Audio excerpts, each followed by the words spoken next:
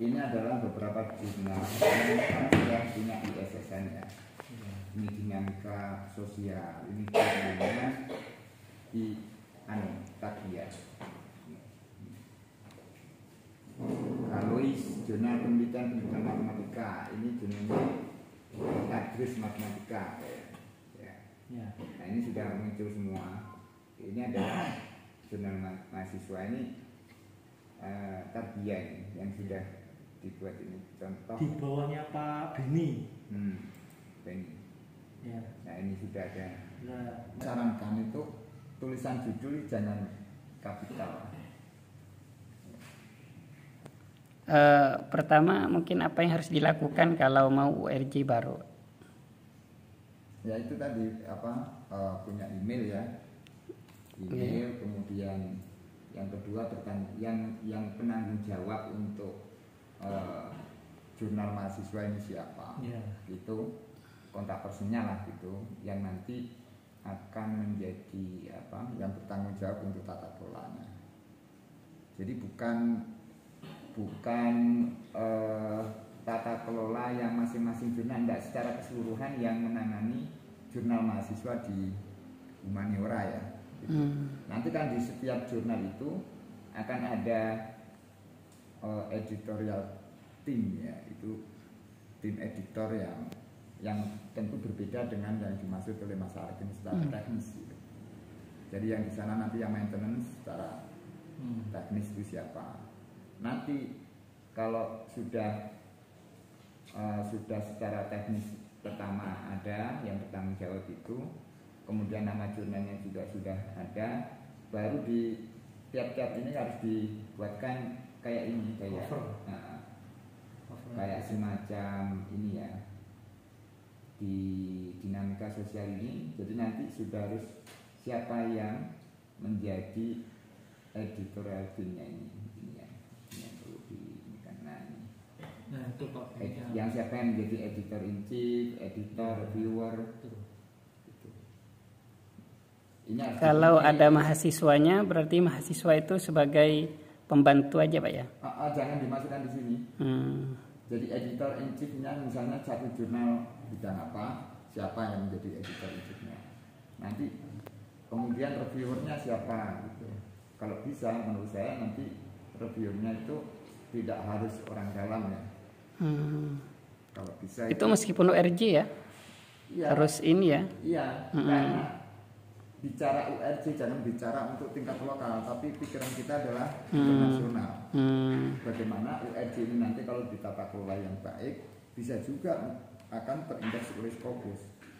Gitu. Itu URJ? Bisa. Ini kan URJ itu kan hanya rumah besarnya ya. Tapi nanti kan nama jurnalnya ini yang makanya kita. Tetapi memang fokusnya mahasiswa. Ya. Tapi ini nanti bisa juga terindeks oleh Scopus kalau ini tata kelolanya bagus. Nah, salah satu untuk menjadi jurnal internasional nanti misalnya dari sisi bahasa kan lebih bagus kalau di humaniora kan bahasanya sudah bahasa Arab, bahasa Inggris. Dua bahasa. Bisa dua bahasa. Nah, salah satunya reviewernya ini ya kalau bisa ya juga ada satu lah mungkin ya dari luar gitu misalnya ya. Bukan Indonesia, Mbak Indonesia kalau bisa. Kan ada Arab itu kan? Iya, ada. Itu lebih bagus. Jadi nanti kita walaupun jurnal karya menampung karya mahasiswa juga bisa nanti ya paling tidak bisa menjadi jurnal internasional gitu. Oke. Artinya bukan hanya penyimpanan makalah yang terbaik atau skripsi yang terbaik dari mahasiswa saja. Kadang ada anggapan seperti itu. Bukan, ini jurnal. Kalau nggak dipublis, disimpan aja di situ, minimal dibaca oleh orang. Kalau hanya dipublis kan juga bisa di perpustakaan kan, maka akan dipublis. Tapi dari sekian skripsi itu kan dipilih mungkin diletakkan di sini. Dikiranya diletakkan di sini itu sudah sama dengan jurnal tapi punya mahasiswa. Berarti pemikirannya sekarang bahwa jurnal URJ itu juga bisa go internasional, maksudnya bisa bereputasi ya. Bisa kalau ditata. Artinya sama dengan jurnal ya. Tapi khusus mahasiswa. Ya. Okay. Jadi nanti tidak hanya menampung jurnalnya tidak hanya menampung jurnalnya mahasiswa UIN, kan bisa dikembangkan juga mungkin dari luar dimasukkan di situ, bisa. Ya itu tinggal kebijakan ya. Tidak hanya sekedar menampung jurnalnya UIN. Nah, ini nanti kalau yang dikirim ke perpustakaan itu kan bukan namanya publikasi, tetapi itu adalah namanya repositori atau dokumentasi. Jadi non publish istilahnya. Non publish. Nah, kalau melalui publikasi gini, ke arah jurnal itu ada sebuah proses review macam-macam gitu ya. Nah, ini nanti di jurnal mahasiswa ini sebenarnya sama dengan jurnal yang prodi itu sama. Pengajuannya adalah nanti untuk mendapatkan ISSN itu. Hampir sama bukan sama. Memang sama. Ya. Kebutuhannya sama. Misalnya nanti diminta covernya, kemudian editorial timnya siapa gitu. Nah, kemudian nanti penanggung jawabnya, penerbitnya siapa, dan seterusnya. Itu nanti kebutuhan itu sama persis ya pengajuan. Nah, menurut saya itu yang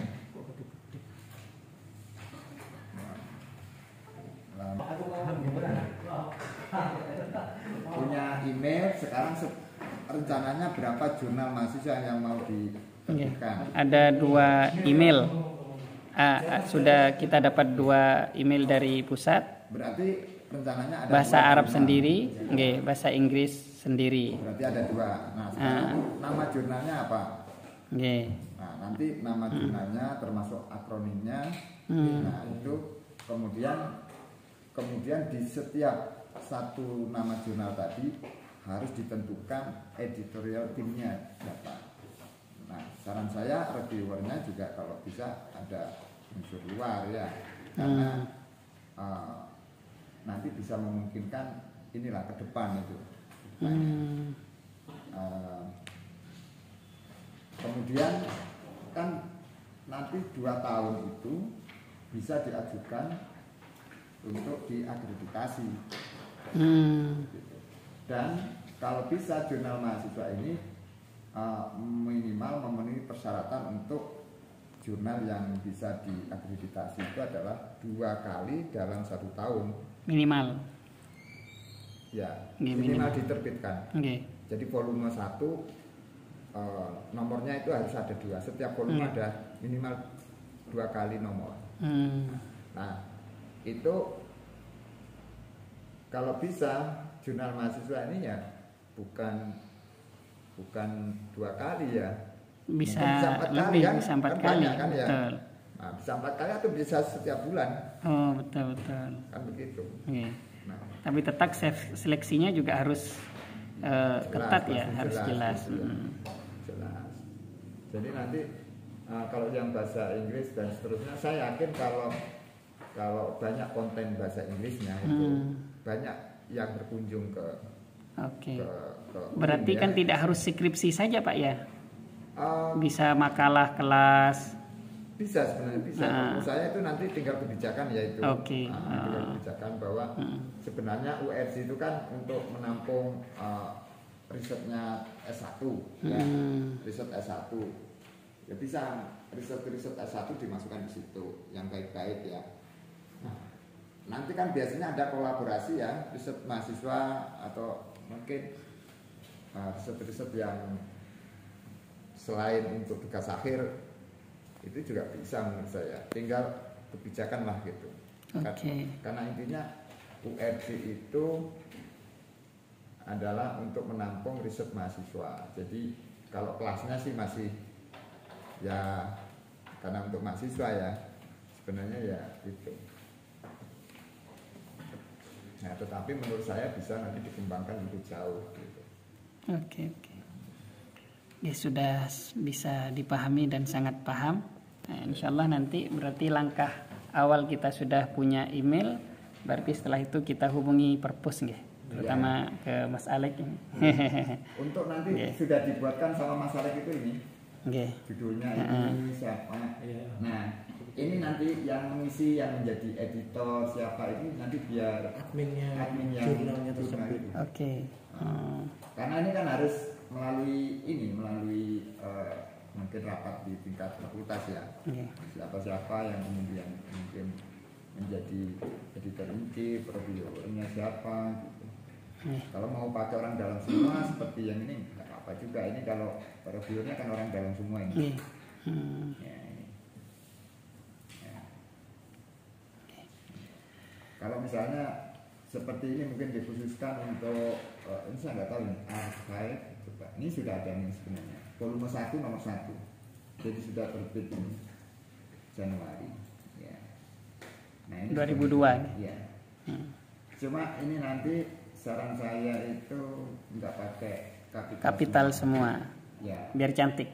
Bukan masalah cantik. Oh, Karena nanti pada saat sistem tidak semua ini ya.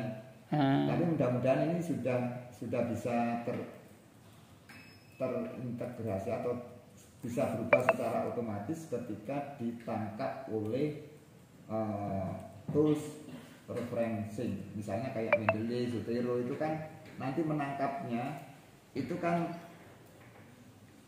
nggak tahu apakah sudah bisa berubah menjadi sentence case atau title case ya.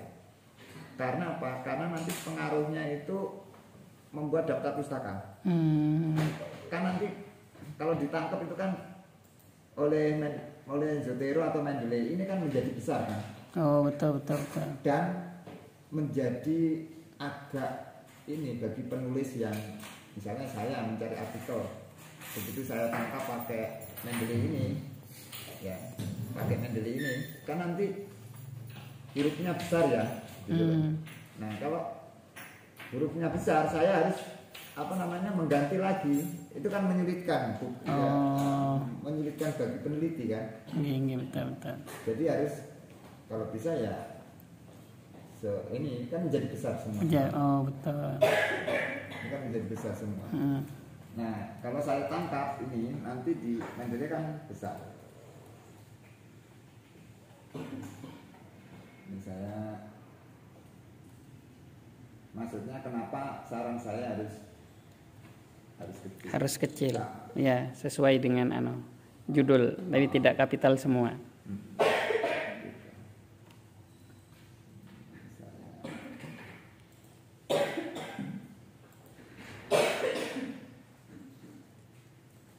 Nah, ini kan kalau dibuat apa tadi itu? Hasilnya besar kan? Nah, kalau misalnya saya mau ini kan hanya menunjukkan dampaknya. Kalau bagi penulis nanti kan 2 kali ya. Harus di-set ulang. Iya. Wah. Kan?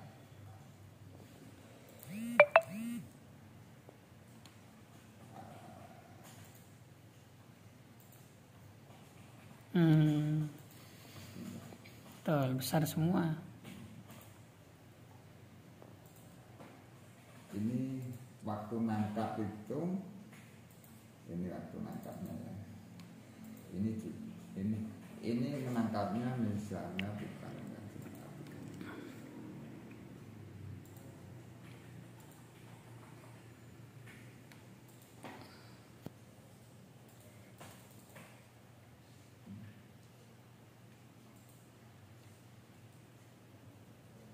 Nah ini harus ganti ini kan ya, harus ganti di sini. Ini pengaruhnya nggak kelihatan, pengaruh pola kan kerepotan. Harus mengganti di Mendeley-nya, harus mengganti, saya kan harus mengganti ini ya, mengganti dikecilkan dan seterusnya. Tapi kalau yang kecil langsung seperti biasa. Nah, gitu. Jadi makanya saran saya ya ini penulisan kayak misalnya kalau kita lihat di link Springer ya, ini kan jurnal-jurnalnya dia pakai sentence case. Kita jurnal ya, artikel, kita lihat artikel. Nah ini tulisannya. Ini tulisannya. Ini namanya sentence case. Bukan title case. Kalau title case itu S-nya ini besar ya. Iya betul. Nah, ini sentence case. Jadi cuma yang awal aja besar. Nanti kalau ada nama tempat itu baru besar. Baru besar. Besar. Nah ini kalau menurut saya yang kayak ini. Sentence case. Iya. Sentence case. Tapi jarang di Indonesia judul-judul seperti ini ya. Pakai sentence case ya.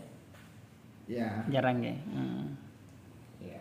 Karena kalau nanti misalnya jurnalnya pakai APA misalnya, itu sentence case.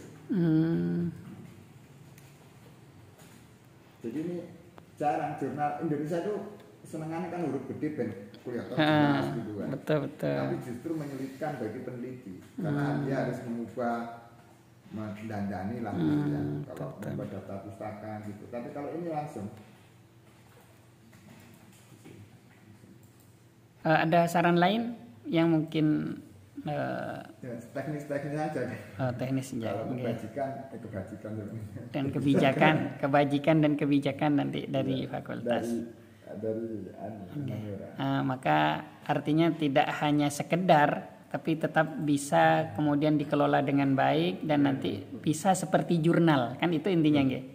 Ini memang sudah jurnal. Maksudnya ini kan ada anggapan cuma URJ mahasiswa. Artinya itu tetapi memang kan kebutuhan dan kepentingan mahasiswa berbeda dengan dosen itu kan. Jadi sebenarnya ini juga gini, kita anggap bahwa ini jurnal yang mewadahi karya mahasiswa. Itu bukan jurnal, ini jurnal bukan tidak jurnal gitu maksudnya. Ini adalah jurnal. Memang jurnal. Betul. Tata kelolanya ya jurnal, cuma dikhususkan untuk mahasiswa. Gitu. Nah, kedepannya apakah tetap seperti itu atau dikembangkan tidak hanya mahasiswa tapi mungkin ini mahasiswa S1, S2, S3 atau hanya S1? S1 sebenarnya. S1. Karena undergraduate itu ya. Undergraduate itu. Ada kalau S2, S3 juga ada sendiri. Apa belum? Belum. Tapi ada. S3 itu kan dia biasanya kan diwajibkan untuk menulis oleh pihak itu di luar jurnal. Betul. Kalau menurut saya tidak perlu S2, S3 karena apalagi ngirim ke URJ ya. Undergraduate ya. Betul. Kalau mau dibuatkan sendiri juga nggak bisa. Tuntutan ITC sama tuntutan tesis dan diserta S2 dan S3 itu kan tuntutannya untuk artikel jurnal yang bereputasi ya. Jadi ya tidak mungkin kemudian membuat untuk jurnal ini. Dia malah harus ke jurnal di luar. Kalau S1 ini kan bagian dari pelatihan untuk mahasiswa. Bagaimana mahasiswa itu bisa mengemas dari output dari penelitian itu menjadi outcome yang berupa jurnal, artikel jurnal itu. Sangat bermanfaat sekali dan terima kasih atas penjelasannya. Pak Mufid.